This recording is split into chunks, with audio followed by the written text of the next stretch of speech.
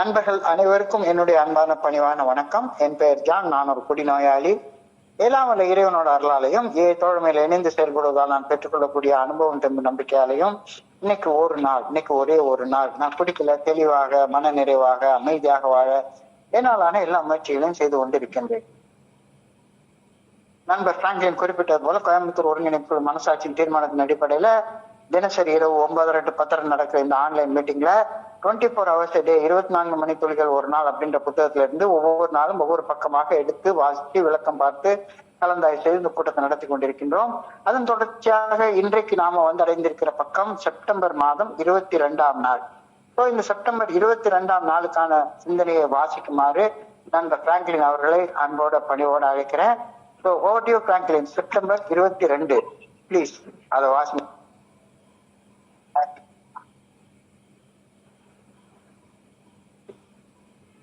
மாலை வணக்கம் நண்பர்களே. 24 மணித்துளிகள் ஒரு நாள். நாள் சிந்தனை செப்டம்பர் 22. தோழமையின் இன்றைய சிந்தனை. படி 8. நாங்கள் காயப்படுத்தி இருந்த அனைத்து மனிதர்களையும் பட்டியலிட்டு பார்த்து காயம் ஏற்படுத்திய எங்களது தவறான செயல்களை திருத்திக் கொள்ள எங்களை முழு மனதுடன் தயார்படுத்திக் கொண்டோம். படி 9. நாங்கள் பட்டியலிட்ட மனிதர்களை போன்ற அனைத்து மனிதர்களிடமும் எங்கெங்கு முடியுமோ அங்கெங்கெல்லாம் நாங்கள் செயல்படும் விதத்தில் நேரடியாக செயல் திருத்தங்களை கொண்டு வந்தோம். அந்த மனிதரையோ அல்லது மற்ற எவரையோ காயப்படுத்தாத வண்ணம் பரிகார நற்செயல்கள் செய்தோம்.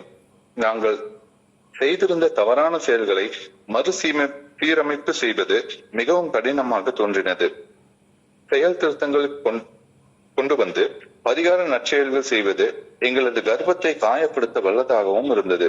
ஆயினும் நாங்கள் செய்திருந்த சேதங்களை மறுசீரமைப்பு செய்வது தரும் பலன்கள் மிகவும் உன்னதமானவையாக இருக்கும் என்பதையும் அறிய வந்தோம். மன வருத்தத்துடன் நாங்கள் காயம் ஏற்படுத்திய மனிதர்களிடம் மன்னிப்பு கேட்டு செல்லும் பொழுது அவர்களிடம் நாங்கள் கண்ட எதிர்வினைகள் பெரும்பாலும் நன்மையாகவே இருந்தன.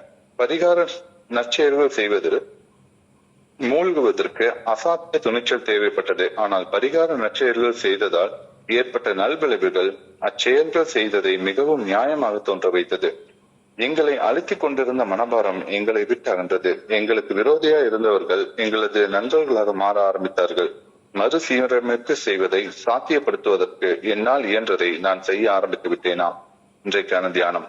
ஆன்மீக வாழ்வு வாழ்வதில் அபரிவிதமான ஆனந்தம் இருந்தாக வேண்டும். ஆனந்தமற்ற நம்பிக்கை முழுமையான உண்மையுடைய நம்பிக்கையாக இருக்க முடியாது. நம்பிக்கையின் விளைவாக நான் ஆனந்தமாக வாழவில்லை என்றால் என்னுடைய நம்பிக்கையில் ஏதோ ஒரு தவறு இருக்க வேண்டும். இறையொருள் பேராற்றின் நல்ல ஒழுங்கான வழிகாட்டுதலின் மீது நான் வைக்கும் உறுதியான நம்பிக்கை என்னுடைய வாழ்க்கையில் ஆழமான ஆனந்தம் மற்றும் பாதுகாப்பு உணர்வை உருவாக்க வேண்டும். என் வாழ்க்கையின் மேற்பரப்பில் என்ன நிகழ்ந்தாலும் மனதின் ஆழத்தில் ஆனந்தம் நிலைத்து நிற்க வேண்டும். என்னுடைய சக மனிதர்களுடன் நான் கொள்ளும் உறவு முறையை மேம்படுத்திக் கொள்வதை இறையொருள் பேராற்றலுக்கு பணி செய்யும் வாய்ப்பாக ஒவ்வொரு நாளும் நான் கருத வேண்டும். பணி செய்து கிடப்பதால் ஆனந்தம் என் வாழ்வில் ஊடுருவ வேண்டும். வாழ்க்கை அபரிமிதமாக பிரகாசித்து விரிவடைய வேண்டும். இன்றைக்கான பிரார்த்தனை. என்னுடைய எல்லைகள் தொடர்ந்து விரிவடைந்த வண்ணம் இருக்க வேண்டும் என வேண்டுகிறேன். என் சக மனிதர்களை சென்றடைந்து மேலும் நற்பணிகள் செய்து கிடந்து அமர்வுடன் அன்புறவை வளர்த்துக் கொள்ள வேண்டும் எனவும் வேண்டுகிறேன். நன்றி சார். நன்றி நன்றி நன்றி நன்றி நன்றி நன்றி நன்றி பிராங்க்லின். நன்றி பிராங்க்லின். நண்பர்கள் அனைவருக்கும் மீண்டும் ஒரு முறை என்னுடைய அன்பான பணிவான வணக்கங்களை தெரிவித்துக் கொள்றேன். என் பெயர் ஜான். நான் ஒரு குடிநோயாளி. எல்லாம் வல்ல இறைவனோட அருளாலையும் தோழமையில இணைந்து செயல்படுவதால் நான் பெற்றுக்கொள்ளக்கூடிய அனுபவம் தெம்பு நம்பிக்கை ஆகியவற்றாலும் இன்னைக்கு ஒரே ஒரு நாள் நான் குடிக்கல, தெளிவா மன நிறைவா அமைதியா வாழ என்னாலான எல்லா முயற்சிகளையும் செய்து கொண்டு இருக்கின்றேன். தோழமை பரிந்துரைக்கக்கூடிய 12 படிகள் அடங்கிய மீட்புடைய செயல் திட்டம் குடிநோயின் பாதிப்புகள் இருந்து ஒரு குடிநோயாளி மீறுவதற்காக பரிந்துரைக்கப்பட்ட ஒரு செயல் திட்டம். இந்த செயல் திட்டம் 5 தத்துவங்களை உள்ளடக்கியதாக சொல்லி கொஞ்ச நாளைக்கு முன்னால இருந்து இந்த 5 தத்துவங்களை பற்றிய கலந்தாய்வு தொடர்ந்து சிந்தனைக்கு கொடுக்கப்பட்டிருக்கிறது. முதல் படி உறுப்பினர் தகுதியை குறிப்பிடுகின்றது, மெம்பர்ஷிப் ரிக்வயர்மெண்ட். நான் என்னையே ஒரு குடிநோயாளி அப்படின்னு முதல் படியில ஒப்புக்கொள்ளாமல் தோழமையில இணையவே முடியாது. முதல் படி உறுப்பினர் தகுதியை குறிக்கின்றது. 2, 3 மற்றும் 11 படிநிலைகள்ல தோழமை என்ன ஆன்மீக நெறிமுறைகளை சொல்லுது அப்படின்றது தெளிவாக சொல்லப்பட்டிருக்கிறது. அதை பற்றிய டிஸ்கஷனையே நம்ம பார்த்தோம். கடந்த 2 நாட்களாக இந்த ஆன்மீக நெறிமுறைகளை கடைபிடிக்கிறதுல நான் எந்த நிலையில இருக்கேன் அப்படின்றத தெரிஞ்சு கொள்வதற்கு ஆழமான அகத்தாய்வு செய்ய வேண்டியது படி எண் 4, 5, 6, 7 மற்றும் 10வது படிநிலைகள்ல கொடுக்கப்பட்டிருக்கிறது அப்படின்ற கருத்தை சொல்லி அந்த ஆன்மீக நெறிமுறைகளை கடைபிடிப்பதுல தற்சமயம் நான் எந்த நிலையில இருக்கிறேன் அப்படின்றத தெரிந்து கொள்ளும் ஒரு விஷயம் கடந்த 2 நாட்களாக நம்ம சிந்தனை கொடுக்கப்பட்டிருந்தது. இப்ப இன்னைக்கு படி எண் 8, 9ல என்னுடைய அகத்தாய்வுல தெரிஞ்சுக்கிட்டதை வச்சு என்னுடைய வாழ்க்கையில என்னென்ன மறுசீரமைப்பு நான் செய்து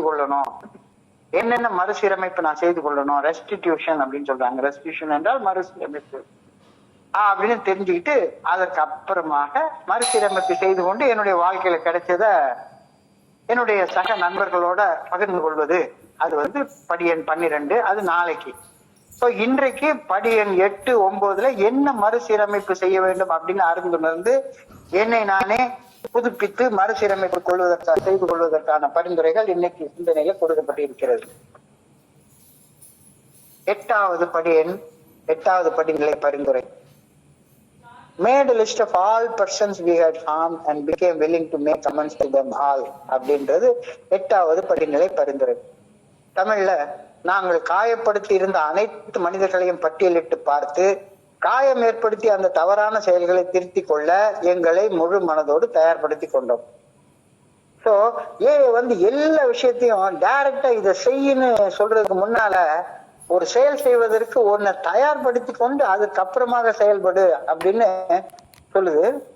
இந்த 8வது படி 9வது படியில செயல்படுவதற்கான தயாரிப்பு அப்படின்றது தெளிவா தெரியுது. நாங்கள் காயப்படுத்தி இருந்த அனைத்து மனிதர்களையும் பட்டியலிட்டு பார்த்து காயம் ஏற்படுத்தி அந்த தவறான செயல்களை திருத்திக் கொள்ள எங்களை முழு மனதோடு தயார்படுத்தி கொண்டோம். முதல் 7 படிகள் வரை தன்னுணர்வு ஆன்மீக விழிப்புணர்வு பெறுவதை நோக்கி முன்னேறுவதற்கு நம்முடைய உள்ளத்துல இருந்த தடைகளை நீக்க முயற்சி செய்தோம். நம்முடைய குடிநோயால நாம செய்த அகங்காரம், அட்டூழியம் இதெல்லாம் வெறுமனே நம்ம மட்டுமே காயப்படுத்தி இந்த செயல்களை செய்ய வைக்கவில்லை. நம்முடைய கடந்த கால தவறான ஒழுக்கங்களால நம்ம சுத்தி வாழ்ந்த சக மனிதர்கள் அனைவரையும் கிட்டத்தட்ட நாம காயப்படுத்தி இருந்தோம். அப்படி நாம் நம்முடைய சக மனிதர்களை காயப்படுத்திய செயல்களை திருத்திக் கொள்ளும் முயற்சியை இந்த 8வது படியில தொடங்குகின்றோம். 9வது படியில அதை நிறைவு செய்கின்றோம். 8வது படியில நாம என்னென்ன செயல் திருத்தங்கள் கொண்டு வரணும் அப்படின்னு தெரிஞ்சுக்கிறதுக்கான முயற்சியில ஈடுபடுறோம். யாரையெல்லாம் காயப்படுத்தினோம் என்று ஆழமாக சிந்தித்து பட்டியலிட முயற்சி செய்யறோம். நம்ம யாரெல்லாம் காயப்படுத்தினோம் அப்படின்னு ஆழமாக சிந்தித்து பட்டியலிட முயற்சி செய்யும் போது ஒரு மிகப்பெரிய தடை ஒண்ணு நம்ம மனசுக்குள்ளார உருவாகிறது நம்மளால உணர்ந்து கொள்ள முடியுது. அதாவது சிலருக்கு நாம் காயம் ஏற்படுத்துமாறு செய்த தீய செயல்கள் நியாயமானவை அப்படின்னு நம்ம மனசுக்குள்ளார நினைத்து கொண்டு அத்தகைய தீய செயல்கள் செய்வதை திருத்திக் கொள்ள தேவையே இல்லை அப்படின்னு ஒரு பிரிஜிடிஸ், ஒரு முற்சாய்வு நம்ம மனசுல இருந்தது நமக்கு தெரிய வருது. நான் அடுத்தவங்களை திருத்த முயற்சி பண்ணல, என்ன நானே திருத்திக் கொள்ளதான் முயற்சி பண்றேன். அடுத்தவங்க எப்படி இருக்காங்க அப்படின்ற பட்டியலை போட்டு பார்க்கல, அடுத்தவங்க செயல் என்ன எப்படி காயப்படுத்துது அப்படின்னு நான் பட்டியல் போட்டு பார்க்க சொல்லப்படல. என்னுடைய செயல் அடுத்தவங்களை எப்படி காயப்படுத்துது, அப்ப என்னுடைய பங்குல நான் செய்த தீய செயல்களை பட்டியல் போட்டு பார்க்க சொல்லியிருக்கேன் ஒளிஞ்சு அடுத்தவங்களுடைய செயல்களுக்கு எதிர்வினையாக நான் தீய செயல் செய்வதற்கு எனக்கு உரிமை யாரும் கொடுக்கவே இல்லை. இந்த படிநிலை பரிந்துரையில சொல்லப்பட்டுள்ள மிக முக்கியமான வார்த்தை எல்லா மனிதர்களையும் ஆல் பர்சன்ஸ், எல்லா மனிதர்களையும் நான் என்னுடைய செயல்களின் தன்மையை மட்டுமே எண்ணி பார்த்து நான் காயம் ஏற்படுத்திய மனிதர்களை பட்டியல் தயாரிக்கதான் பரிந்துரைக்கப்பட்டிருக்கிறேன் ஒழிஞ்சு அடுத்தவங்களுக்கு காயம் ஏற்படுத்த வண்ணம் நான் செய்த தீய செயல்களை நியாயப்படுத்தி இவன் கெட்ட மனுஷன், இவன் தீய மனுஷன் அப்படின்னு ஒரு மனுஷனை தீர்ப்பிட்டு பார்த்து அவனுக்கு நான் செய்த தீய செயல்கள் நியாயமானதுதான் அப்படின்னு நான் இந்த பட்டியல் தயாரிக்கும் போது நினைச்சேன்னா இந்த பட்டியலை எழுதவே முடியாது. ஒரு மனுஷனை தீய மனிதன், கெட்ட மனிதன் அப்படின்னு தீர்ப்பிட்டு எந்த ஒரு மனிதரின் பெயரையும் நான் தயாரிக்கும் பட்டியலில் விட்டுவிடக் கூடாது என்பதுதான் இந்த எல்லா மனிதர்களையும் ஆல் பர்சன்ஸ் அப்படின்ற வார்த்தையில சொல்லப்பட்டிருக்கிற ஒரு முக்கியமான, கவனிக்கப்பட வேண்டிய மிக முக்கியமான அம்சமாகும். என்னுடைய செயல்கள் எப்படி என்னுடைய சக மனிதனை காயப்படுத்தின அப்படின்றத மட்டுமே கவனிச்சு அந்த செயல்களை திருத்திக் கொள்ள தயார் நிலைக்கு வருதல் இப்படியில பரிந்துரைக்கப்பட்டுள்ள செயல்பாடு. நான் அடுத்தவங்களுடைய தவறுகளை பட்டியலிட்டு பார்த்து அந்த தவறுக்கு எதிர்வினையாக நான் செய்த தவறை நியாயப்படுத்தி நான் செய்த தீய செயல்கள் நியாயமானவை அப்படின்னு கருதி கொண்டா இந்த படிநிலையில செயல்படவே முடியாது. இந்த படிநிலையை விட்டு தாண்டி போகவே முடியாது. ஆனா சின்ன வயசுல இருந்து சினிமா பார்த்து கெட்டு போனவன். நான் ஒரு சினிமா டைரக்டர் ஆகணும்னு பயங்கரமா முயற்சி பண்ணவன்றதுனால இந்த சினிமா கதையில எல்லாம் எப்பவுமே கதாநாயகன் வில்லன், கதாநாயகி அப்படிதான் சுத்தி கதை வரும். கதாநாயகன் நல்லவன், வில்லன் கெட்டவன். அப்போ இந்த கதாநாயகன் எப்படி இருப்பான்னா நல்லவனுக்கு நல்லவன், கெட்டவனுக்கு கெட்டவன் அப்படின்ற கோணத்துலதான் எனக்கு சிந்தனைகளே இருந்தது. அந்த காலத்து எம்ஜிஆர் படம் எல்லாம் பார்த்தா போதும், அவர் ரொம்ப நல்லவரா இருப்பாரு.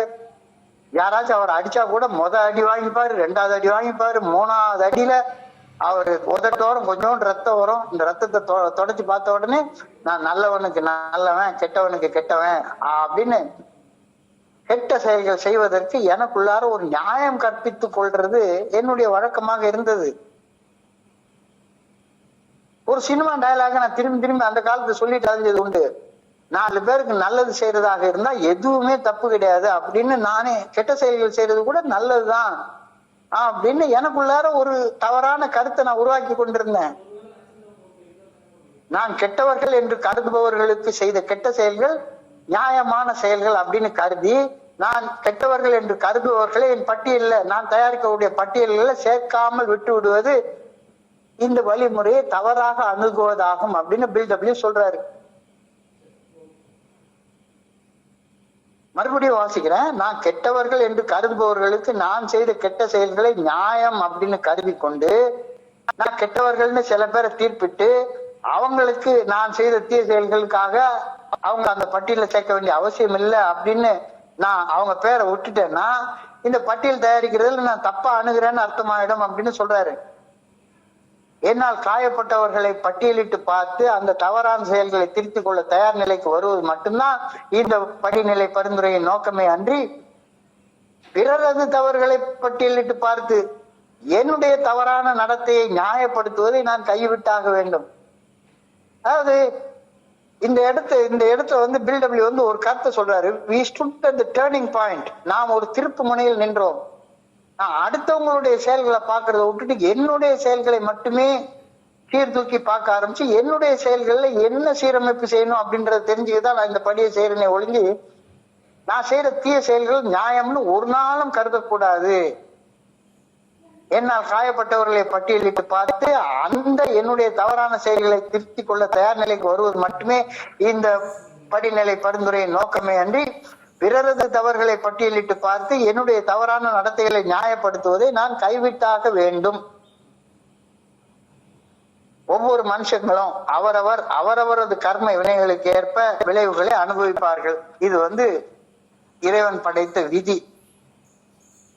செய்த கர்மங்களே என்னுடைய மனநிலையை நிர்ணயிக்கும்.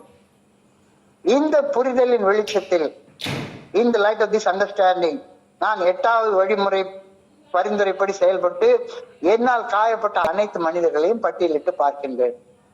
அப்போ எனக்கு ஒரு ஃப்ரேம் ஆஃப் ரெஃபரன்ஸ் ஒண்ணு கிடைக்குது. என்னுடைய எந்த செயல்களை நான் மாத்திக்கொள்ளணும் அப்படின்னு எனக்கு ஒரு ஃப்ரேம் ஆஃப் ரெஃபரன்ஸ் கிடைக்குது.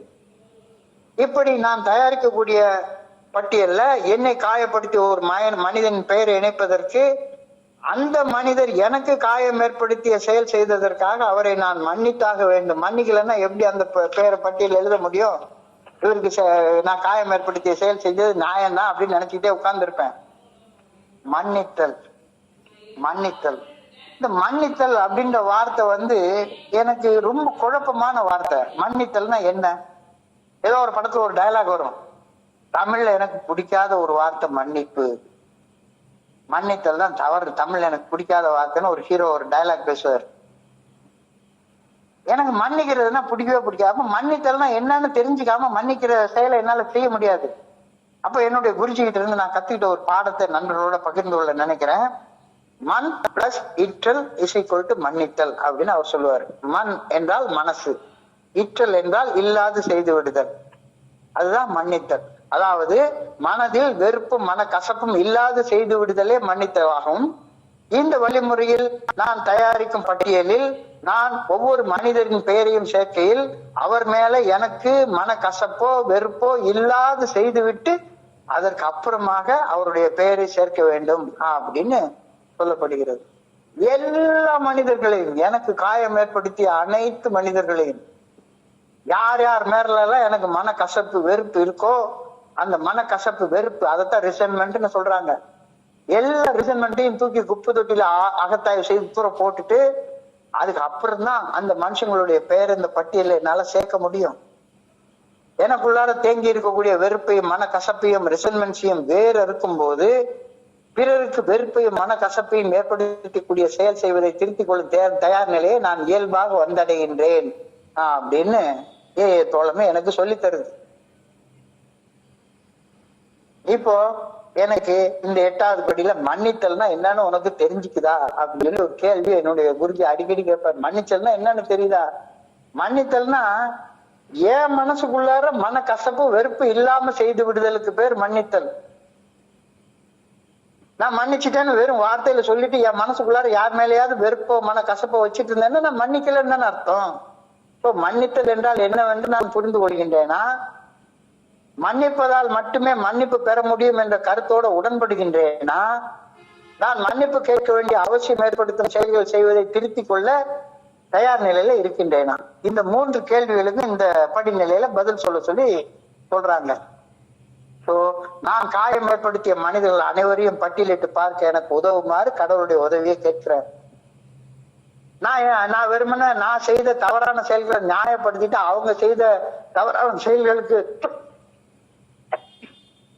எதிர்வினையாகத்தான் நான் தவறு செய்தேன் அப்படின்னு என்னுடைய தவறான செயல்கள் நியாயப்படுத்தாம என்னுடைய தவறான செயல்களுக்கு பொறுப்பேற்று என்னுடைய தவறான செயல்களை திருத்திக் கொள்ளும் தயார் நிலைக்கு வர கடவுளுடைய உதவியை கேட்கிறேன். என்னால மன்னிக்க முடியாத சிலரை நான் காயப்படுத்தி இருக்கிறேன்.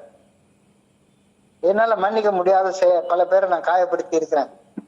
எல்லாரையும் மன்னிச்சு அவங்க இந்த பட்டியல சேர்த்துக் கொள்ளும் மனப்பக்குவத்தை எனக்கு அளித்தருளும். நான் செயல்படும் விதத்தில் திருத்தங்கள் கொண்டு வரும் தயார் நிலையை பெற்றுக்கொள்ள எனக்கு உதவியருளும். உதாரணத்துக்கு சொல்ல போனேன்னா, நான் குடிச்சிட்டு இருந்த காலகட்டங்கள்ல நிறைய நேரங்கள்ல என்னுடைய மனைவிய காசு கேட்டு தொந்தரவு பண்ணுவேன், பயங்கரமா தொந்தரவு பண்ணுவேன். கடைசியில சாமதான பேத தண்டம்னு கெஞ்சி பார்ப்பேன், கூத்தாடி பார்ப்பேன், உனக்கு அது தர்றேன் இதை தர்றேன்னு பேரம் பேசி பார்ப்பேன். எதுவுமே இல்லைன்னா கடைசியில வன்முறையில இறங்கி பண்ணுவேன். அப்ப நான் என்ன நினைப்பேன்னா, நான் எவ்வளவு கெஞ்சினேன். அப்போ என் கைக்கு ஒரு 5 ரூபா கொடுத்துருந்தா நான் அடிச்சிருக்க மாட்டேன்ல. என் பணத்தை திட்டி வச்சுட்டு என்கிட்ட திருப்பி கொடுக்காம இருந்திருந்தா நான் அடிச்சிருக்க மாட்டேன்ல.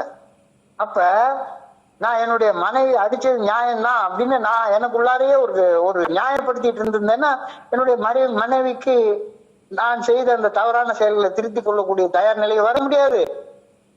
தவறுகளை திருத்திக் கொள்ளலைன்னா பரிகார நற்செயல்கள் செய்வதற்கும் எனக்கு வாய்ப்பே இல்லாம போயிடும். சோ இத 8வது படி அழகாக சொல்லுது. 8வது படியை தொடர்ந்து 9வது படி, may direct amends to such people wherever possible except when to do so would injure them or others. அதாவது ஒரு பட்டியல் போட்டு பாக்குறோம். அந்த பட்டியல்ல எவ்வளவு நண்பர்கள் பேரை எழுதுவோம்? மிஞ்சி போன ஒரு ஃபைனைட் நம்பர் தானே எழுத முடியும். ஒரு 25 பேர், 30 பேர், 50 பேர், 60 பேர், 70 பேர், 80 பேர், 100 பேர், 120 பேர், அப்படி மாதிரி ஏதோ ஒரு நம்பர் தானே எழுத முடியும். ஆனா இந்த படியில என்ன சொல்றாரு பில்டபிள்யூ அப்படின்னா, made direct amends to such people wherever possible except when to do so would injure them or others. பில்டபிள்யூடைய வார்த்தைகள்ல நம்ம பார்த்தோம்னா, நாம் பட்டியலிட்ட மனிதர்களை போன்ற அனைத்து மனிதர்களிடமும், வெறுமனே நான் ஒரு 100 பேரை பட்டியலிட்டு பார்த்திருக்கேன்னா அந்த 100 பேருக்கு மட்டும் நான் செயல் திருத்தம் பண்றது இல்லை. அந்த மனிதர்களை போன்ற அனைத்து மனிதர்களிடமும் வேறெவர் பாசிபிள், எங்கெங்கு முடியுமோ அங்கெங்கெல்லாம் நான் செயல்படும் வகையில் நேரடியான செயல் திருத்தங்களை கொண்டு வந்தேன். அந்த மனிதர்களையோ அல்லது மற்ற எவரையுமோ காயப்படுத்தாத வண்ணம் நான் செயல்பட்டேன் அப்படின்னு இந்த வழிமுறை சொல்லுது. So made direct amends to such people. To such people னா என்ன அர்த்தம்? நான் யாரை காயப்படுத்தணும்னா அவங்களுக்கு மட்டும் பரிகாரம் செய்யறது இல்ல, நான் காயப்படுத்திய மனிதர்களை போன்ற அனைத்து மனிதர்களிடமும் ஒரு பட்டியல்ல நான் ஒரு குறிப்பிட்ட பேர் எழுதியிருப்பேன், கொஞ்சம் பேர் தான் எழுதியிருப்பேன். அந்த மனிதர்களை போன்ற அனைத்து மனிதர்களிடமும் எங்கெங்கு முடியுமோ அங்கெங்கெல்லாம் நான் செயல்படும் வகையில் நேரடியான செயல் திருத்தங்களை கொண்டு வந்தேன். அந்த மனிதர்களையோ அல்லது மற்ற எவரையுமோ காயப்படுத்தாத வண்ணம் செயல்பட்டோம். சென்றபடியில மனதில் மனக்கசப்பையும் வெறுப்பையும் இல்லாமல் செய்ய மன்னிக்கும் செயலை செய்தோம். அதன் பின்னர் நம் வாழ்வை கடந்து செல்லும் மனிதர்கள் எவரையுமே காயப்படுத்தாத வண்ணம் இல்லாம ரிசன்மெண்ட் இல்லாம எங்கெங்கு முடியுமோ அங்கெங்கெல்லாம் செயல்பட ஆரம்பிப்பது 9வது படியில நம்முடைய பணியாக அமைகின்றது. நான் செயல்படக்கூடிய விதத்துல செயல் திருத்தங்கள் கொண்டு வந்து இந்த படியில நான் செயல்படுற விதத்தையே மாற்றிக்கொள்றேன். ஆனா மாற்றம் வளர்ச்சி நிகழும் போது அதனுடன் இணைந்து வலியும் உருவாகுவது இயல்பு. என்னை நான் மாற்றிக்கொள்ளணும்னா கெட்டவனுக்கெல்லாம் நல்லது செய்யணுமா? அது எப்படிப்பா? அப்ப மாற்றம் வளர்ச்சி நிகழ்கையில் அதனுடன் இணைந்து வலியும் உருவாகுவது இயல்பு. எனவே அதனாலதான் இந்த 9th ஸ்டெப் எண்ட்ல 10th ஸ்டெப் ஆரம்பிக்கிறதுக்கு முன்னால ஏஏ 12 ப்ராமிஸ கொடுத்திருக்கிறது. அந்த ப்ராமிஸ கொடுக்கறதுக்கு முன்னால ஒரு அடிப்படை தகுதி வாக்கியம் ஒன்று எழுதப்பட்டிருக்கிறது. If we are painstaking at this stage of progress, we will be amazed when we were halfway through. எனவே வளர்ச்சியின் இந்த காலகட்டத்தில் இயல்பாக உருவாகும் வழிகளை சகித்துக் கொண்டு மாற்றம் நிகழ அனுமதித்தால் ஆச்சரியப்படும் அளவுக்கு பலன்களை பெறுவோம் அப்படின்னு 12 வாக்குறுதிகளை இந்த 9வது படிநிலை முடிஞ்ச உடனே பெரிய புத்தகத்துல ஏஏ தோழமை நமக்கு வழங்குகின்றது. ஏன்னா 10, 11, 12 செய்யறது ரொம்ப கஷ்டமான வேலை. செயல் திருத்தங்கள் கொண்டு வந்து அந்த செயல் திருத்தங்களை வாழ்நாள் முழுக்க அமெண்டட் பர்சனாக நான் வாழ்றதுங்கிறது எல்லாருக்கும் நல்லவனுக்கு நல்லவனா கெட்டவனுக்கு கெட்டவனா வாழ்றது ரொம்ப ஈஸி. கெட்டவங்களுக்கும் நல்லவனா வாழ்றது ரொம்ப ரொம்ப கஷ்டம். நமக்கு தீங்கிழைத்தவர்களை மன்னித்து விட்டு நாம் ஏற்படுத்திய காயங்களுக்கு மனம் வருந்தி மன்னிப்பு கேட்பதையும் தாண்டி செயல்படுமாறு இந்த வழிமுறை பரிந்துரைக்கின்றது. நமக்கு தீங்கிழைத்தவரை மன்னித்து விட்டு நாம் ஏற்படுத்திய காயங்களுக்கு மனம் வருந்தி மன்னிப்பு கேட்பதையும் தாண்டி செயல்படுமாறு இந்த வழிமுறை பரிந்துரைக்கின்றது. நாம் ஏற்படுத்திய சேதத்தை நம்முடைய செயல் திருத்தங்களால் மட்டுமே சரி செய்ய முடியும். நம்ம செய்த தவறான செயல்களை திருத்தி கொண்டதுக்கு அப்புறம் தான் பரிகார நற்செயல்கள் செய்வதுன்ற அந்த எல்லைக்குள்ளார போகவே முடியும். 4 நிலைகள்ல இந்த 9வது படியில செயல்பட வேண்டி இருக்கிறது. 8வது 9வது படியில முதல் நிலை மன்னித்தல். 2ஆம் நிலை நாம் செய்த தவறுகளுக்கு மனம் விரும்பி மன்னிப்பு கேட்க தயாராகுதல். முதல் நிலை மன்னித்தல், 2ஆம் நிலை நாம் செய்த தவறுகளுக்கு மனம் வருந்தி மன்னிப்பு கேட்க தயாராகுதல். 3ஆம் நிலை நாம் எந்த செயலுக்காக மனம் வருந்தி மன்னிப்பு கேட்டோமோ அந்த செயலை இனி செய்ய மாட்டேன் என்ற மன உறுதியை உருவாக்கி கொள்தல். 4ஆம் நிலை காயம் ஏற்படுத்திய தீய செயலுக்கு ஈடாக ஒரு நல்ல செயல் செய்து காயம் ஏற்படுத்திய மனிதர் மனதில் உள்ள காயத்தின் நினைவினை நீங்க செய்தல். முதல் நிலை, என்னுடைய மனைவி எனக்கு ஏதாச்சும் தப்பு செஞ்சிருந்தாங்கன்னா முதல்ல அவங்க கிட்ட மன்னிப்பு அவங்கள மன்னிச்சிடுறது. என் மனைவிக்கு நான் செய்த தவறான செயல்களுக்கு மனம் வருந்தி மன்னிப்பு கேட்க தயாராகிறது 2ஆம் நிலை. என் மனைவி அடிச்சிருந்தேனா அல்லது வேற ஏதாவது பண்ணியிருந்தேனா, அவங்க கெட்ட வார்த்தையில திட்டிருந்தேனா, நான் எந்த செயலுக்காக மனம் வருந்தி மன்னிப்பு கேட்டேனோ அந்த செயலை இனி செய்ய மாட்டேன் என்ற மன உறுதியை உருவாக்கி கொள்தல். இது 3ஆம் நிலை. 4ஆம் நிலை, அவங்க என்ன ஆனாலும் அந்த தீய செயலால பயங்கரமா காயப்பட்டு போயிருப்பாங்க. காயம் ஏற்படுத்திய தீய செயலுக்கு ஈடாக ஒரு நல்ல செயல் செய்து காயம் ஏற்படுத்திய மனிதர் மனதில் உள்ள காயத்தின் நினைவினை நீங்க செய்தல். இது 4ஆம் நிலை. இந்த 9வது படியில இந்த 4 நிலைகள்ல செயல்படணும் அப்படின்றத நான் புரிஞ்சு கொள்றேன். என்னுடைய சக மனிதர்களை காயப்படுத்துவது என்னுடைய தீய ஒழுக்கமாக இருந்தது. இந்த தீய ஒழுக்கத்தை திருத்தி என் சக மனிதர்கள் அனைவருக்கும் ஏதாவது ஒரு நல்ல செயலை பரிகாரமாக எங்கெங்கெல்லாம் செய்ய முடியுமோ அங்கெங்கெல்லாம் செய்வது இந்த படியில் பரிந்துரைக்கப்படும் பரிந்துரை. அப்ப குறிப்பாக சொல்லணும் அப்படின்னா, நான் இன்னும் கொஞ்ச நாள் வாழ போறேன். எவ்வளவு நாள்ன்றது எனக்கு தெரியாது. நான் இனிமேல வாழ போகும் இந்த எதிர்கால நாட்களை இதுவரை வாழ்ந்த நாட்களுக்கு பரிகாரமாக வாழ்வது அப்படின்ற தீர்மானத்தை இந்த இடத்துல நான் எடுக்கிறேன். அப்ப தீய செயல்களை திருத்தி கொண்டு தீய செயல்கள் செய்த இடத்துல நல்ல செயல்களை பரிகாரமாக செய்யறது, இதுதான் இந்த இடத்துல நான் எடுக்க வேண்டிய பரிந்துரை அப்படின்னு அழகாக தெளிவாக கிறிஸ்டல் கிளியராக சொல்லப்பட்டிருக்கிறது. தவறான செயல்களுக்கு மன்னிப்பு கேட்பதை வெறும் வார்த்தையால கேட்காத.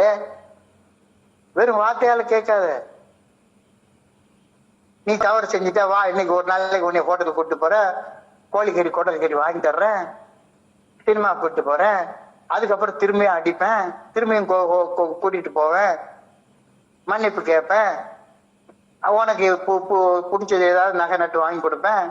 அப்ப நான் என்னுடைய தீய செயலை நியாயப்படுத்திக்கிட்டே இருக்கிறது விட்டுறணும். தவறான செயல்களுக்கு மன்னிப்பு கேட்பதை வெறும் வெற்று வார்த்தையால கேட்காதே, நீ கேட்கும் மன்னிப்பை உன்னுடைய வாழ்க்கையால வாழ்ந்து காட்டி மன்னிப்பு கேள் அப்படின்னு இந்த 9வது படிநிலையில பரிந்துரைக்கப்பட்டிருக்கிறது.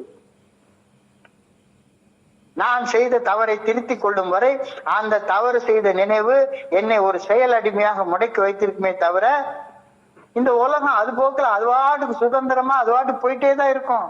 நான் தான் ஒரு அடிக்டாக இருக்க மாதிரி மறுபடியும் வாழ்ந்து கொண்டே இருப்பேன். என் தவறுகளை திருத்தி பரிகார வாழ்க்கை வாழும் வரை நான் தான் செயல் அடிமைத்தனத்துல முடங்கி போய் வாழ்ந்து கொண்டிருப்பேன் என்ற உண்மையை இந்த 9வது படியில் நான் தெரிய வர்றேன். அதாவது இந்த படிநிலை பரிந்துரைய ரொம்ப அழகாக நம்ம பார்த்தோம்னா, உதாரணத்துக்கு எடுத்துக்கொள்வோம். நான்லாம் ஒரு நேரத்துல பீக்கு குடிச்சிட்டு இந்த காலகட்டத்துல எனக்கும் சென்னையில எக்மோர்ல இருக்கிற ஒரு ஆட்டோக்காரருக்கு ஒரு சின்ன தகராறு வந்துருச்சு. அந்த ஆட்டோக்காரருக்கு சரி செய்ய முடியாத அளவுக்கு நான் ஒரு தீமையை பண்ணிவிட்டேன். அந்த ஆட்டோக்காரர் எங்க இருக்காருன்னு எனக்கு தெரியாது. அவருடைய லைசன்ஸ் ரத்தாகிற அளவுக்கு நடவடிக்கை எடுத்து அவருடைய வாழ்க்கையிலே மண்ணள்ளி போடுற அளவுக்குள்ள செயலை செஞ்சுட்டேன். நான் இப்போ அந்த ஆட்டோக்காரருக்கு மட்டும்தான் பரிகாரம் பண்ணணுமா? அந்த ஆட்டோக்காரர் மாதிரி என்னுடைய வாழ்க்கையில சந்திக்கக்கூடிய எல்லா நபர்களுக்கும் நான் இந்த பரிகார நற்செயல்களை செய்யணும் அப்படின்னு இந்த படி சொல்லுது. என்னுடைய தவறுகளை திருத்தி பரிகார வாழ்க்கை வாழும் வரை நான் தவறுகள் செய்வதற்கு அடிமையாக செயல் அடிமைத்தனத்துல முடங்கி போய் வாழ்ந்து கொண்டிருப்பேன் அப்படின்ற கருத்தை இந்த இடத்துல சொல்லுது. ரொம்ப அழகாக நாம் பட்டியலிட்ட மனிதர்களை போன்ற அனைத்து மனிதர்களிடமும் made a list, made direct amends to such people. To such people என்ன அர்த்தம்? மனிதர்களை போன்ற அனைத்து மனிதர்களிடமும் wherever possible, எங்கெங்கு முடியுமோ அங்கெங்கெல்லாம் நாம் செயல்படும் விதத்தில் நேரடியான செயல் திருத்தங்களை கொண்டு வந்தோம். அந்த மனிதர்களையோ அல்லது மற்ற எவரையுமோ காயப்படுத்தாத வண்ணம் செயல்பட்டோம் அப்படின்னு சொல்லுது. எவரையும் எங்கும் எந்த விதத்திலும் காயப்படுத்தாத வண்ணம் நம் செயல்களை திருத்திக் கொள்வதுவே வாழ்ந்த வாழ்க்கைக்கு நாம் செய்யக்கூடிய பரிகாரமாகும் அப்படின்றத இந்த 9வது படியில புரிஞ்சு கொள்றோம். ரெஸ்டிடியூஷன், மறுசீரமைப்பு. இது 4வது வேல்யூ. முதல்ல உறுப்பினர் தகுதி, ஆன்மீக நெறிமுறைகள். அந்த ஆன்மீக நெறிமுறைகள்ல நான் எந்த இடத்துல இருக்கேன்றத தெரிஞ்சு கொள்றதுக்காக செய்யக்கூடிய அகத்தாய்வு.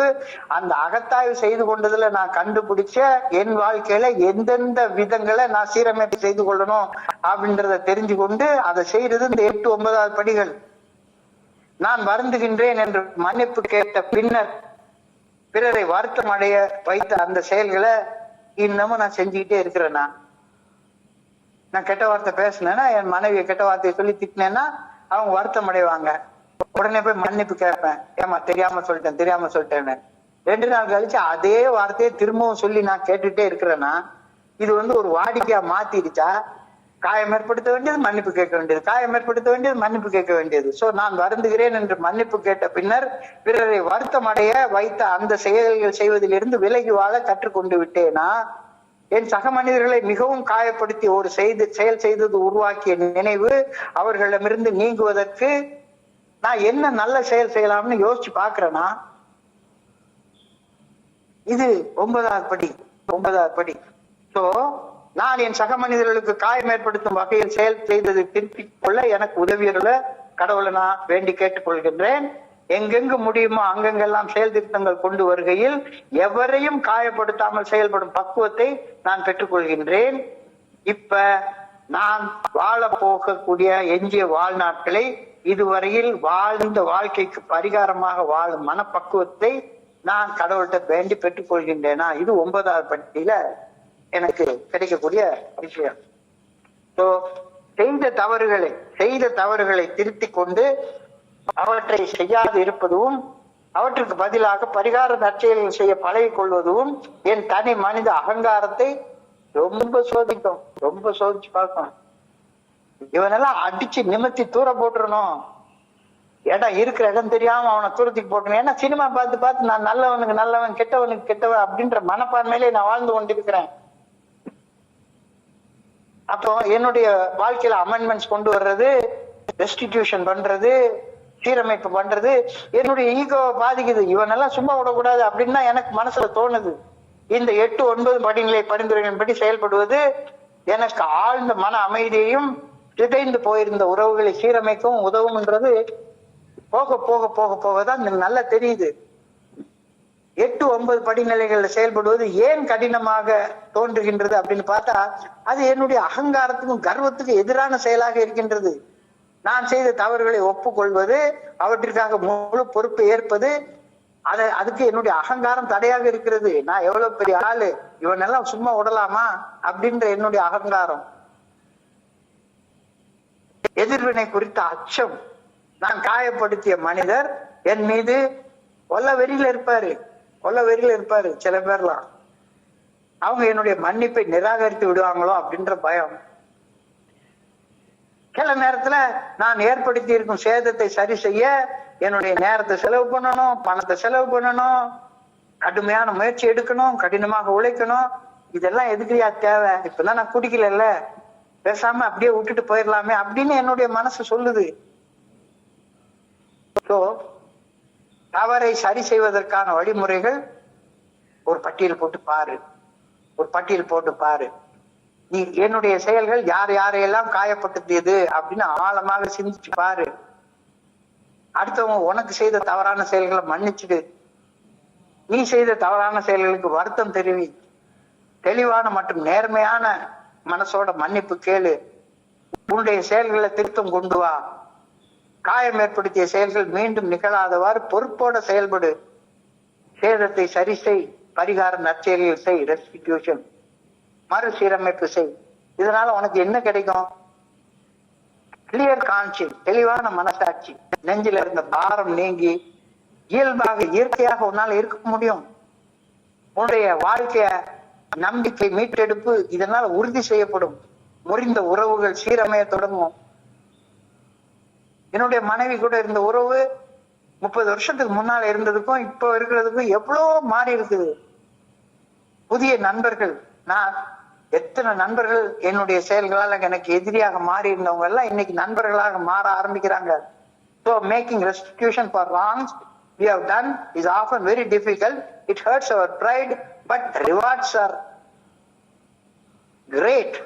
மன்னிக்கப்படுகின்றோம். When we go to a person who we had hurt and say sorry, the reaction we get is almost invariably good. நமக்குள்ளார ஒரு பாரம் நீங்கிய உணர்வு நமக்கு கிடைக்கும்.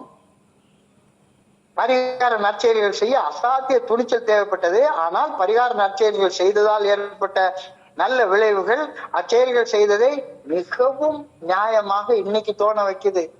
இன்னைக்கு நான் இந்த 30 வருஷங்கள்ல கொஞ்சம் கொஞ்சமா கத்துக்கிட்டு யாரையும் காயப்படுத்துற செயல்களை செய்யறதுக்கு இப்பமா, ஆனா சில நேரங்களில் என்னை அறியாம வார்த்தைகளால காயப்படுத்திடுறேன், செயல்களால காயப்படுத்திடுறேன். ஆனா ரொம்ப குறைஞ்சிருக்கு. ரொம்ப குறைஞ்சிருக்கு. எங்களை அழுத்திக் கொண்டிருந்த மனபாரம் என்னை விட்டு அகன்றது. எனக்கு விரோதிகளாக இருந்தவர்கள் என்னுடைய நண்பர்களாக மாற ஆரம்பித்தார்கள். So it takes courage to take a plunge into the results of plunge into the acts of restitution, but the results justify it. A load is off your chest, and often an enemy has turned out to be a friend. பெரும்பாலான நேரங்கள்ல இப்ப பெருசா எதிரிகள்ன்றது ஒண்ணுமே கிடையாது. So இன்றைக்கு சிந்தனையில கடைசியா ஒரு கேள்வி கேட்கிறாங்க. Have I done my best to make all restitution possible? மறுசீரமைப்பு செய்வதை சாத்தியப்படுத்துவதற்கு என்னால் இயன்றதை நான் செய்ய ஆரம்பித்து விட்டேனா?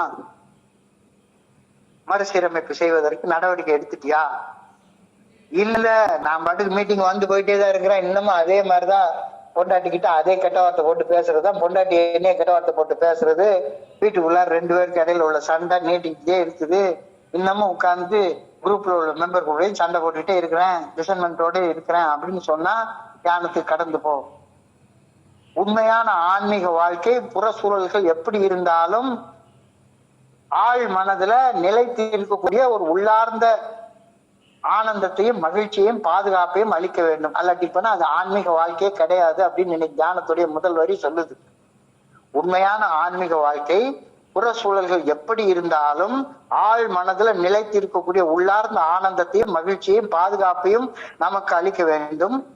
உண்மையான நம்பிக்கை இயல்பாகவே அமைதி, மகிழ்ச்சி மற்றும் நிறைவு ஆகிய அக உணர்வுகளை உருவாக்க வேண்டும். இல்லாட்டி போனா உனக்கு உண்மையான நம்பிக்கை இல்லைன்னு அர்த்தம் தான். ஒரு ஆன்மீக சாதகம் ஒருவரை தொடர்ந்து துன்பத்திலோ மனபாரத்திலோ அழுத்தி வச்சுட்டு இருந்தா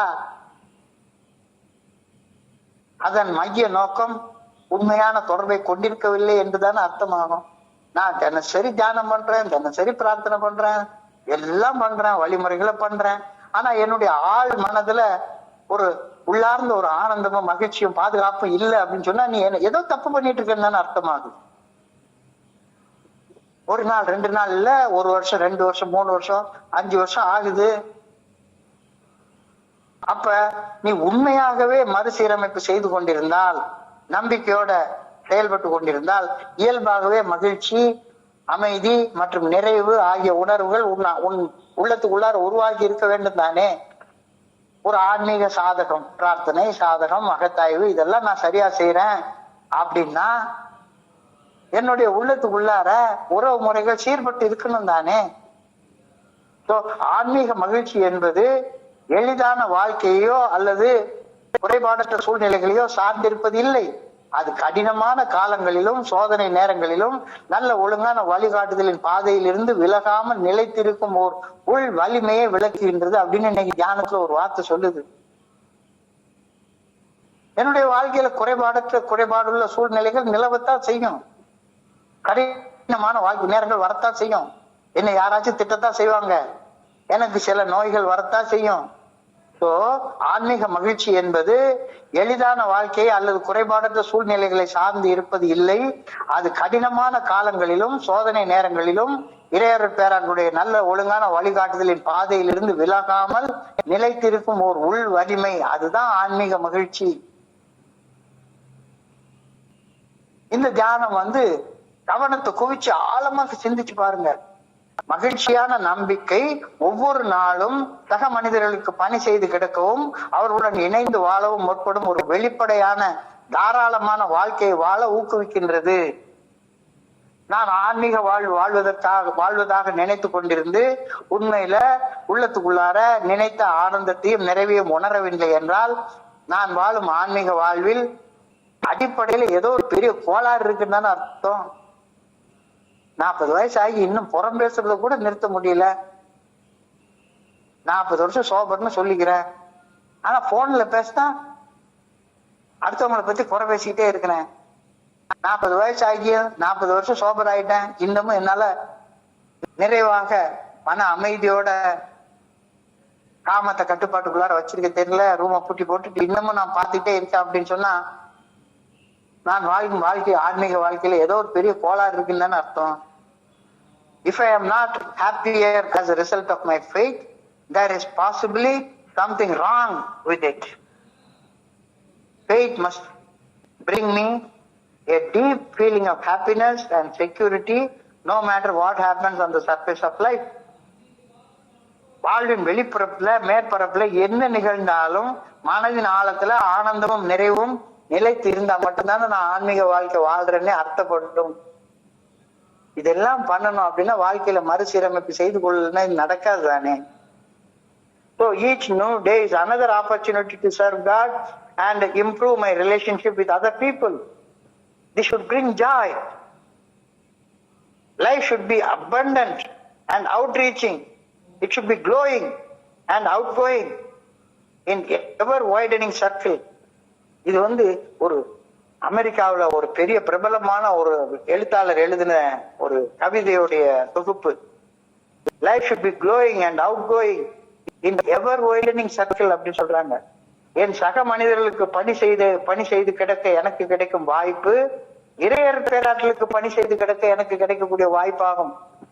இப்ப நான் இங்க இருக்கிற நண்பர்களுக்காக இந்த 24 hours a day இந்த புத்தகத்தை எடுத்து என்னால முடிஞ்ச ஒரு பணியை செய்து கொண்டிருக்கிறேன் அப்படின்னா இது நான் சக மனிதர்களுக்கு செய்யக்கூடிய ஒரு வாய்ப்பு, இறையர் பேராற்றலுக்கு பணி செய்யக்கூடிய ஒரு வாய்ப்பாக அமைகின்றது அப்படின்னு நாம் புரிஞ்சு கொள்ளணும். என் சக மனிதர்களுடன் எனக்கு இருக்கும் உறவு முறையை மேம்படுத்திக் கொண்டால் அது இறைவனுடன் எனக்கு இருக்கும் உறவு முறையை மேம்படுத்திக் கொள்வதற்கான ஒரு வாய்ப்பாக நாம் பார்க்கணும். இது ஒரு இன்னொரு கோணத்துல வித்தியாசமான கோணத்துல சிந்திக்கிறதாக அமைகின்றதானே. பணி செய்து கிடைக்கும் வாய்ப்புகளையும் உறவு முறைகளை மேம்படுத்தி கொள்ள எனக்கு கிடைக்கும் வாய்ப்புகளையும் மிகுந்த அக மகிழ்ச்சியோடு ஏற்றுக்கொண்டு செயல்பட வேண்டும். இது எனக்கு தலையில எழுதின கடமையாக அதை நான் செய்யக்கூடாது. சந்தோஷத்தோட நிம்மதியோட நிறைவோட நான் செய்யணும். வாழ்க்கை என்பது ஒரே இடத்தில் முடங்கி கிடக்கக்கூடாது. என்னுடைய அறிவு, அனுபவம் மற்றும் அன்பு ஆகியன நாளுக்கு நாள் பெரிய வட்டங்களாக விரிவடைய வேண்டும். My circle of influence should keep on expanding. எனக்குள்ளார ஆர்வமாக இருந்து என்னை இயக்கும் இறையர் பேராற்றின் சக்தி என்னுடைய செயல்களில் வெளிப்பட்டு என்னை சுற்றி வாழக்கூடிய உலகிற்கு நன்மையாகவும் ஒளி தரக்கூடிய வண்ணமும் இருக்க வேண்டும். குறுகிய மனப்பான்மை இல்லாமல் எல்லாவற்றையும் உள்ளபடியே ஏற்றுக்கொள்ளும் பரந்த மனதோட நான் வாழணும். அப்போனா இந்த 8வது 9வது படியில வாழ்க்கை மறுசீரமைப்பு செய்து கொள்ளலைன்னா இது நடக்குமா? நடக்காது. இன்னைக்கு தியானத்தை தொடர்ந்து பிரேயருக்கு போறாங்க. I pray that my horizons may grow ever wide. என்னுடைய எல்லைகள் விரிவடைந்த வண்ணம் இருக்க வேண்டும் என வேண்டுகின்றேன். I pray that I may keep reaching out for more service and companionship. என்னுடைய சக மனிதர்களை சென்றடைந்து மேலும் நற்பணிகள் செய்து கிடந்து அவருடன் ஒரு அன்புறவை வளர்த்து கொள்ள வேண்டும் எனவும் ஆண்டவா உண்மை பணியோடு வேண்டிக் கொள்கின்றேன் என்ற பிரேயரோட இன்னைக்கு சிந்தனை நிறைவேறுகின்றது. இன்றைய சிந்தனை ரெஸ்டிடியூஷன், வாழ்க்கை மறுசீரமைப்பு என்றது. வாழ்க்கை மறுசீரமைப்பு என்ன? இதுவரைக்கும் நான் வாழ்ந்த வாழ்க்கைக்கு இனிமேல வாழ போற வாழ்க்கை பரிகார வாழ்க்கையாக அமையணும். இதுவரைக்கும் என்னென்னமோ கிறுக்குத்தனமா வாழ்ந்துட்டேன். இனி வாழ்றதுக்கு கொஞ்ச நாட்கள் இருக்கு. இனி வாழ போற நாட்கள் இதுவரை வாழ்ந்த நாட்களுக்கு பரிகாரமாக அமைய வேண்டும். செய்த தவறுகளை திருப்பிக் கொண்டு அவற்றை செய்யாதிருப்பதும் அவற்றுக்கு பதிலாக பரிகார நற்செயல்கள் செய்ய பழகிக் கொள்வதும் என் தனி மனித அகங்காரத்தை சோதித்து பார்க்கும். ஆனாலும் இந்த 8 அல்லது 9 படிநிலை பரிந்துரைகளில் செயல்படுவது ஆழ்ந்த மன அமைதியையும் சிதைந்து போயிருந்த உறவுகளை சீரமைக்கவும் எனக்கு பெரிதும் உதவுகின்றன. அப்ப 8, 9 படிகள்ல செயல்படுவதற்கு தடையாக இருக்கிறது என்னது? நான் பெரிய ஆளு, அவன் கெட்டவன், நான் நல்லவன் அப்படின்ற அகங்காரம். நான் கெட்டது செஞ்சிருக்கேன், அவன் எனக்கு என்னுடைய மன்னிப்பை ஏற்றுக்கொள்வானான்ற பயம். ஐயோ நான் 1 லட்ச ரூபாய் கடன் வாங்கியிருக்கிறேனே, பரிகாரம் செய்ய போனோம்னா 1 லட்ச ரூபாய் திருப்பி கொடுக்கணுமேன்ற பயம். அதுக்கு நேரத்தை செலவு பண்ணணும், முயற்சியை செலவு பண்ணணும், அப்படியே ஆட்டையை போட்டுட்டு பேசாம மன்னிப்பு கேட்டு ஒதுங்கி போயிடலாமா அப்படின்ற பயம். அப்ப தவறை சரி செய்வதற்கான என்ன பண்றது? நீ உனக்குன்னு ஒரு ஃப்ரேம் ஆஃப் ரெஃபரன்ஸ் உருவாக்கிக்கொள். உனக்குன்னு ஒரு ஃப்ரேம் ஆஃப் ரெஃபரன்ஸ் உருவாக்கிக்கொள். தவறு செய்வதற்காக வருத்தத்தை தெரிவிச்சுக்கொள். உன்னுடைய செயல்களை திருத்தத்தை கொண்டு வா. சேதத்தை சரி செய், பரிகார நற்செயல்கள் செய். இதனால உனக்கு என்னென்ன ரிவார்ட்ஸ் கிடைக்கும்? தெளிவான மனசாட்சி, கிளியர் கான்சியன்ஸ், நெஞ்சில சுமையே இருக்காது. உன்னுடைய நம்பிக்கை வானளவு உயர்ந்திருக்கும், வானளவு உயர்ந்திருக்கும். உனக்கு எதிரிகளாக இருந்தவர்கள் எல்லாமே இன்னைக்கு நண்பர்களாக மாற ஆரம்பிப்பாங்க. மன்னிப்பதால் மன்னிக்கப்படுகின்றோம். நாம் காயம் ஏற்படுத்திய மனிதர்களிடம் மன்னிப்பு கேட்க செல்லும் போது பெரும்பாலும் நல்ல கவனிச்சு பார்த்தோம்னா கொஞ்ச நேரத்துக்குள்ளார அவங்கள நம்மளுடைய நண்பர்களாக மாற்றிக்கொள்வோம். பரிகார நற்செயல்கள் செய்ய கொஞ்சம் ஒரு துணிச்சல் வேணும். அவங்க என்ன நினைப்பாங்க? நிறைய நண்பர்கள் சொல்லுவாங்க, சார் உங்களுக்கு போன் பண்ணவே ஒரு மாதிரி கூச்சமா இருக்கு சார். என்ன கூச்சம்? நானும் ஒரு குடி நோயாளி, சாதாரண மனுஷன், உங்களை மாதிரி எல்லா தப்பும் பண்ண ஆளு, என்ன கூச்சம் வேண்டி கிடக்கு? ஒரு கூச்சமா வேண்டாம். It takes courage to plunge into the results, into making restitution, but the results justify it. The load is off your chest and often an enemy becomes your friend. இந்த மறுசீரமைப்பு பணிய நீ ஆரம்பிச்சிட்டியா? ஆரம்பிக்கலைன்னா தியானத்துக்கு கடந்து போ. மறுசீரமைப்பு பணிய ஆரம்பிக்கலைன்னா உனக்கு உண்மையான ஆனந்தத்தையும் உண்மையான மகிழ்ச்சியையும் நிறைவையும் பாதுகாப்பையும் உன்னால உணரவே முடியாது. வாழ்க்கை மறுசீரமைப்பு செய்யலைன்னா உன்னால உண்மையான ஆனந்தத்தையும் மகிழ்ச்சியையும் பாதுகாப்பையும் உணரவே முடியாது. அப்ப உண்மையான நம்பிக்கை இயற்கையாகவே அமைதி மற்றும் மகிழ்ச்சி மற்றும் நிறைவு ஆகிய அக உணர்வுகளை உருவாக்குகின்றது. இந்த உணர்வுகள் உருவாகலைன்னா நீ தப்பு ஏதோ செஞ்சிட்டு இருக்கேன்னு அர்த்தம். ஒரு ஆன்மீக சாதகம் ஒருவரை தொடர்ந்து துன்பத்திலோ மனபாரத்திலோ ஆழ்த்தினால் நீ தப்பு செஞ்சிட்டு இருக்கேன்னு அர்த்தம். நான் 30 வருஷம் ஏக்கு வந்துட்டேன், அதை பண்றேன் இதை பண்றேன், ஆனாலும் இன்னும் மகிழ்ச்சி இல்லை அப்படின்னு சொன்னா ஏதோ தப்பு செஞ்சிட்டு இருக்கேன்னு அர்த்தம். ஆன்மீக மகிழ்ச்சி என்பது எளிதான வாழ்க்கையோ அல்லது குறைபாடற்ற சூழ்நிலைகளையோ சார்ந்து இருக்கிறது இல்ல. இந்த வாழ்க்கையில கூட கடினமான நேரங்கள் வரத்தான் செய்யும். அந்த கடினமான சோதனை காலங்கள்லயும் இறையர் பேராட்டுடைய நல்ல ஒழுங்கான வழிகாட்டுதல் பாதையிலிருந்து விலகாமல் நிலைத்திருக்கும் ஒரு உள் வலிமைய இந்த நம்பிக்கை உருவாக்குது. அதுதான் மறுசீரமைப்பு. மகிழ்ச்சியான நம்பிக்கை ஒவ்வொரு நாளும் சக மனிதர்களுக்கு பணி செய்து கிடக்கும், அவருடன் இணைந்து வாழவும் எனக்கு ஒரு வாய்ப்பை உருவாக்கி கொடுத்துட்டே இருக்குது. நான் ஒரு ஆன்மீக வாழ்வதாக நினைத்து கொண்டிருப்பது உள்ளத்துக்குள்ளார ஒரு நிலைத்த ஆனந்தத்தையும் நிம்மதியையும் நிறைவையும் உருவாக்கவில்லை என்றால் நீ ஏதோ பெரிய தப்பு பண்ணிட்டு இருக்கேன்றத புரிஞ்சுக்கோ. If I am not happier as a result of my faith, there is probably something wrong with my working. Faith must bring in me a deep feeling of happiness, security, no matter what happens on the surface of life. வாழ்க்கையில மேற்பரப்புல என்ன வகையான தொல்லைகள் துன்பங்கள் நடந்துட்டு இருந்தாலும் நீ இந்த restitution life வாழ்ந்தேன்னா, பரிகார வாழ்க்கையை வாழ்ந்தேன்னா, நீ வாழ்ந்த வாழ்க்கைக்கு பரிகார வாழ்க்கைய வாழ்ந்தேன்னா ஒரு நிம்மதி, ஒரு நிறைவு ஒன்னே அறியாம உனக்குள்ளார குடிக்கொள்ள ஆரம்பிக்கும். ஒவ்வொரு நாளும் அப்படி மறுசீரமைப்பு செய்து வாழக்கூடிய வாழ்க்கைக்கான ஒரு வாய்ப்பாக பாரு. நீ சக மனிதர்களுக்கு பணி செய்யக்கூடிய வாய்ப்பு, கடவுளுக்கு பணி செய்யக்கூடிய வாய்ப்பு, உன் சக மனிதர்களுடைய உறவை மேம்படுத்திக் கொள்வதற்காக உனக்கு கிடைக்கக்கூடிய வாய்ப்பு, இறைவனோட உறவை மேம்படுத்திக் கொள்வதற்கு கிடைப்பதற்கான ஒரு வாய்ப்பு. என் சக மனிதர்களுக்கு பணி செய்து கிடக்க எனக்கு கிடைக்கும் வாய்ப்பு இறையர் பேராற்றலுக்கு பணி செய்து கிடக்க எனக்கு கிடைக்கும் வாய்ப்பாகும். என் சக மனிதர்களுடன் எனக்கு இருக்கும் உறவுமுறையை மேம்படுத்திக் கொள்ள எனக்கு கிடைக்கும் வாய்ப்பு இறையர் பேராற்றலுடன் எனக்கு இருக்கும் உறவுமுறையை மேம்படுத்திக் கொள்ள கிடைக்கும் வாய்ப்பு.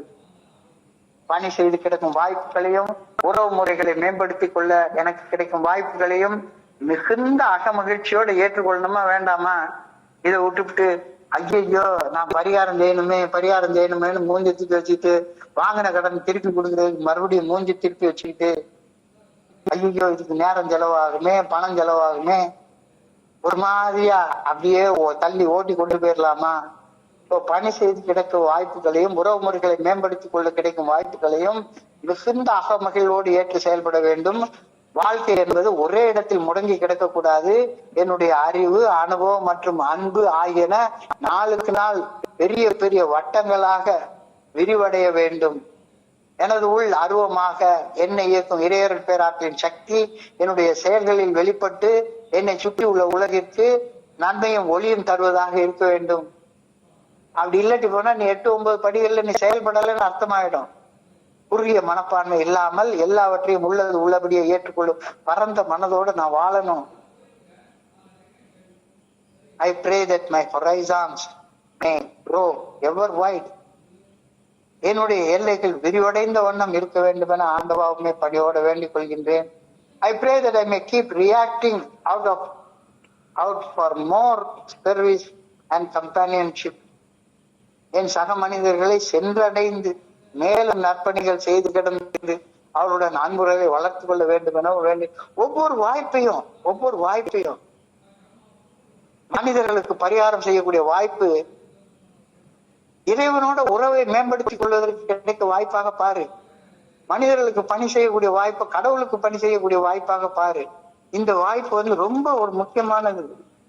Each day is another opportunity to serve God and improve my relationship with other people.